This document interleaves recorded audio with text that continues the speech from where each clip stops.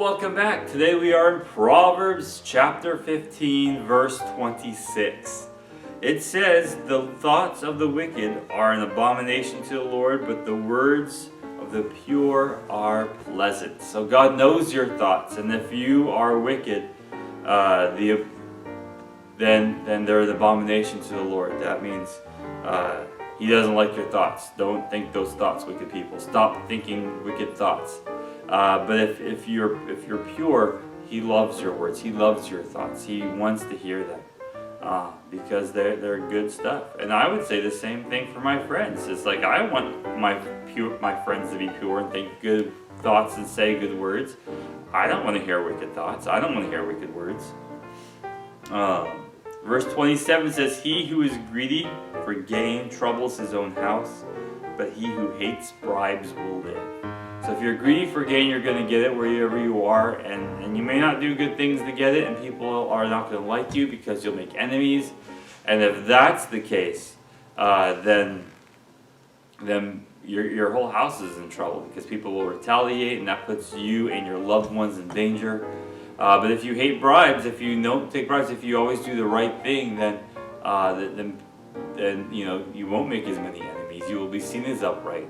And you'll be more respected for that. And even if their enemies do come and trouble you, you will have more help because everyone wants to help the upright. Nobody wants to help the wicked.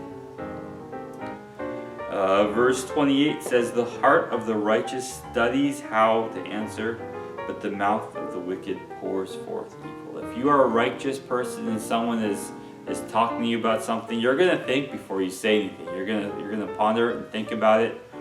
And it might take longer for you to come up with a response, but that response is ultimately going to be a better response. It's going to be more loving and carefully thought out. But foolish people just blab out whatever they're thinking right away without thinking about it. They just blab out whatever's on their heart, and that often gets them in trouble. That's the whole foot and mouth disease. That happens to so many people so quickly. So don't do that. Verse 29 says, "The Lord is far from the wicked, but He hears the prayer of the righteous." Okay, He's not physically far from the wicked because He can't physically be far from anybody since He's everywhere. But emotionally, He's far from the wicked because He doesn't want to participate in that stuff. He doesn't like that stuff. So He's not really close to them spiritually. But the good, the righteous, He loves them, and He's right there. He's in the heart. He's in their very hearts. That's why He easily hears their prayers. I remember once when I was a young Christian, I wondered when I pray to God, and I just imagined it like smoke rising up because that's how the Bible describes it. It's like, how do I know that the enemy isn't like stealing my prayers before they get to God? And that was a legitimate concern of mine when I was a new Christian. It wasn't a very long concern because God in my heart answered me. It says, the devil can't do that. God knows everything. He knows what we're praying before we even pray. There is no way the devil can hide information or block any prayers from the Lord. And that settled my heart for it. But I remember that fear. It's like, oh no, what if this is happening? But if you're righteous, He's right there. He hears your prayers. Verse 30 says, "The light of the eyes rejoices the heart, and the good report makes bones healthy." Man, if we can see people who are happy, if we can hear good news, that makes our hearts happy, that makes our whole body happy. Verse 31 says, the ear that hears the rebukes of life will abide among the wise." So when someone rebukes you, if you do something wrong, and they tell you to do something wrong, be man enough to say, "Okay, I did it wrong. I shouldn't have done it wrong. I'm sorry." And then you start doing the right thing.